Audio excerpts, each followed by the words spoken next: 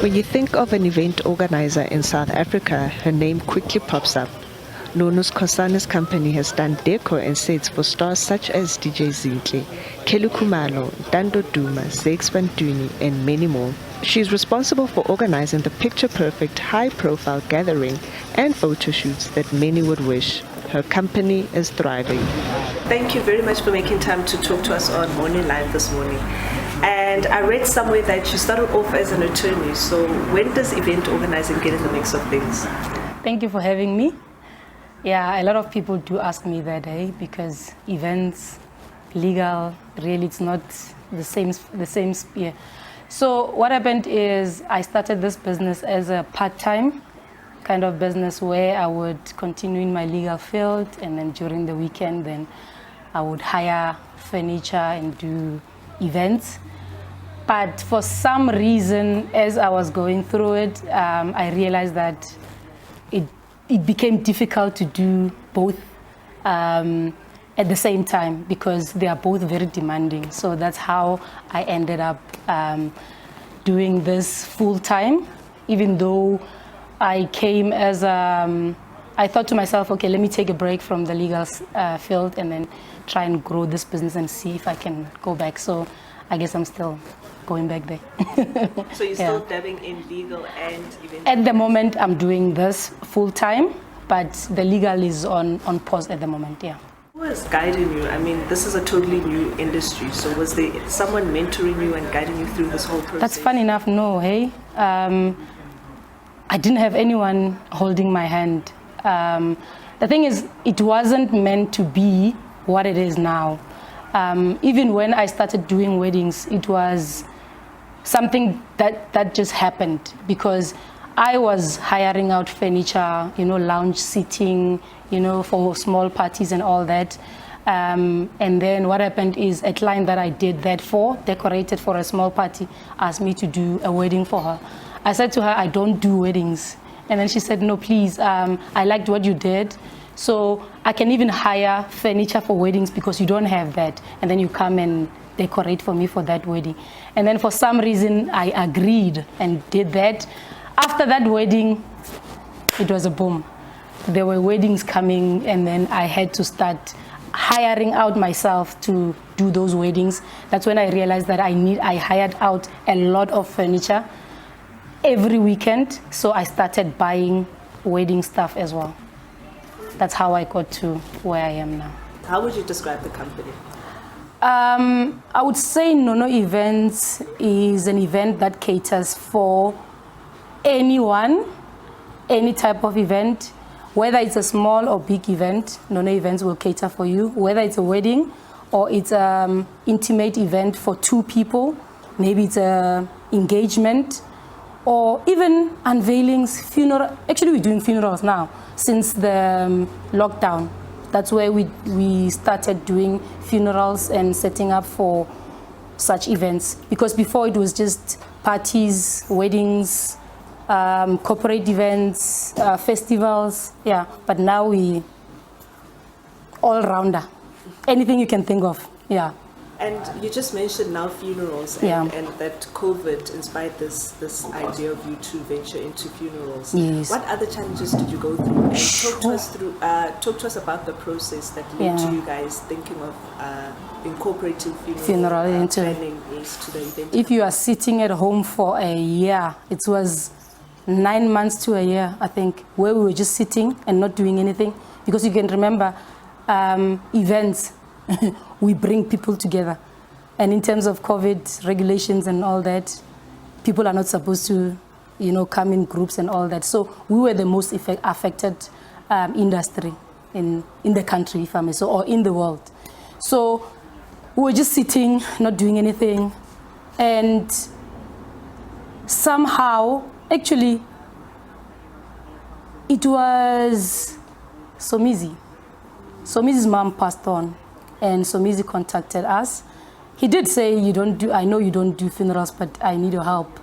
And we had to sit and think how we can do something, beautiful, in terms of funerals, because it's not something that we used to do. And that was the first funeral that we did, and then thereafter, yeah, all the funerals just came. And what sort of Nono touch do you guys add that you don't see in other events company? I can tell you a few, but I also want you to point out those few elements that you guys have in the events company that others don't have. I think the most important one for me is the love that we give, because after every event, if I may say, you know, the clients would come back to us and say, wow, you guys, you know, how they work, how they present themselves to the clients as well. You know, the client are surprised that I'm not even in those events. I'm not the one setting up. It's my team that is setting up there. But they would be surprised how these guys don't even sleep, how happy they work, how they treat the clients. You know, it's how you treat your clients and how you treat your staff. I guess it shows in terms of your work. So every time, some people would even ask me, where do you get your guys? But I don't think it's about where you get them, it's how you treat them, because they will treat you the same way back, I guess. Take us through the process. As a client, I come to you with an idea, or do you guys conceptualize the idea? What's the process like when I come to you guys? It's different ways. As a client, you can come to us and say, I'm planning a wedding. You can say to us, okay, these are my colors. You guys can show me or tell me what you can do. Or you guys, I trust you, just go with the flow, you know. There are a lot of guys who does that. And then you find other clients who comes and say, I'm planning a wedding, and then this is the ideas that I have, but obviously can you change them and make them better or something like that. So that's how it normally happens. They need to tell you how many people, the questions that we'll be asking them, how many guests are you expecting, the venue, the date, you know, things like that. That's what we're looking for in terms of us trying to, and of course we need to understand what they like as well. So you'll be sitting with the client and obviously getting to know your client to understand what type of person they are, so that you'll be able to implement something that will be wow to them at the end of the day. Yeah. You mentioned that clients always come back and they thank you for the work you did. They do. What else would you say attributes to the success of your business? I think loving what you do, it does show in your work, and how you treat your clients. That's something I appreciate more, that I have a lot of returning clients. You know, when a client comes back for more events, then you know there's something that you're doing good. So you need to treat them like your family. You need to treat them with love. Obviously, when somebody's planning a wedding or anything, wedding, which is the most, there's a lot of things happening. So you need to understand. They would change. They would come and change. You need to be patient with them. It's the most important day for them. So if today they come and say, I want pink, and then tomorrow they come back and say, I don't want that. They see you posting something else and then say, I want that. It happens a lot. You can post something today and then they come back, what I chose, can I change that? And then they come back even a week before and say, can I change again? You know, so you need to be very understanding and to be very patient with your clients. Yeah. And what is your personal style, like an event that you would do for yourself? You'll be shocked, eh? You know, I've never done an event for myself. Okay, fine. I got married 18 years ago, so it was way before I even thought of this event companies, because Nono Events is 10 years now. This year is 10 years. So even surprise, I don't even like surprises. I mean, people have tried, but they know I don't like surprises. I don't like to do parties for myself. So I'm dead strange. I don't know. I guess a doctor doesn't treat themselves, right? Yeah, so I guess I'm that person. And what motivates you? What keeps you going through the challenges? We spoke about. Yeah, there's a lot of challenges. Yeah, I think it's the fact that I love what I'm doing. That's what I always say to people when there's a lot of people who would come and say, please, be my mentor, tell me, and ask all those sorts of questions. How did you get here? You know, stuff like that. I would always say to them, don't get into this business because you think there's money in it. Get into the business because you love it. Because if you don't, I'm telling you, you're going to quit. We don't sleep. it's a lot of work. Like, you really need to love the work to be able to be in this. Yeah, so I think it's a love for the business. Yeah, I enjoy it. Yeah. And how important is social media to you? Social media marketing? I realize it is. When we started, I don't think it was that powerful, but at the moment, I think it is the most powerful tool for advertising at the moment. I've always said my work for the past few years to get where it is, it's more, I got to where I am more because of word of mouth, because it's family after family, friends, you know, what we do because when we do something for you, it's not just about what you paid for. We go an extra mile as well. So we try by all means that you get more than what you expecting. So that really helps in terms of if then you have something afterwards, it's easy for you to say no, you know, this person, because you also know, even time management, which that's something that is very important to us.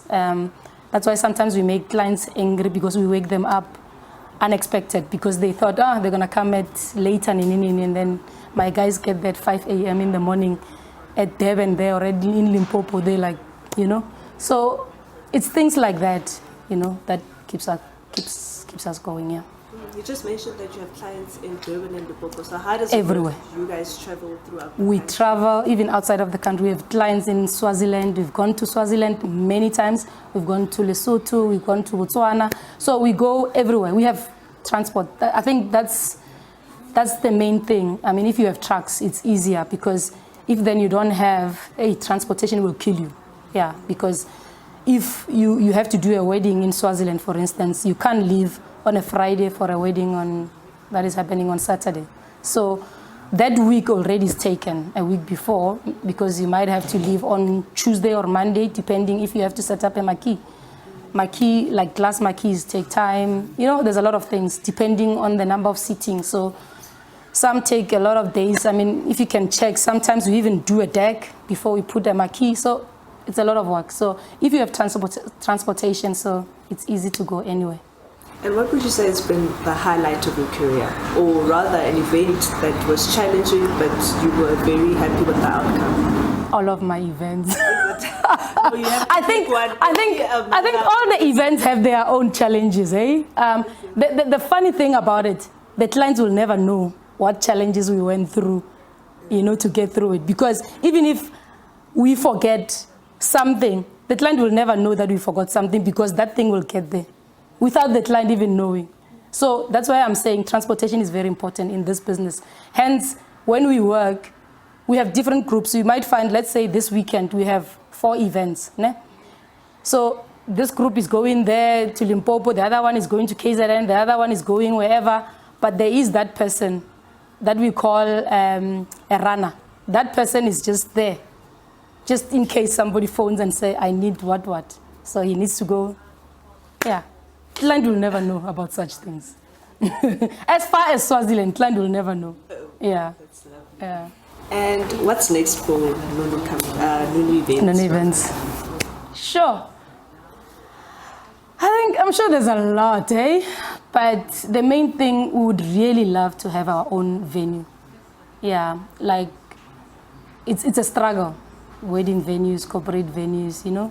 So if we can have that, and that was disturbed by COVID because we even got a land where we wanted to build our own office. Well, it's still there, but it was put on brakes in terms of building and stuff like that. So we need to finish that in terms of our offices, big offices and a big warehouse. And then thereafter, then we look into the venues, yeah. Thank you very much for making time to talk to us this morning. Thank you so much for contacting me.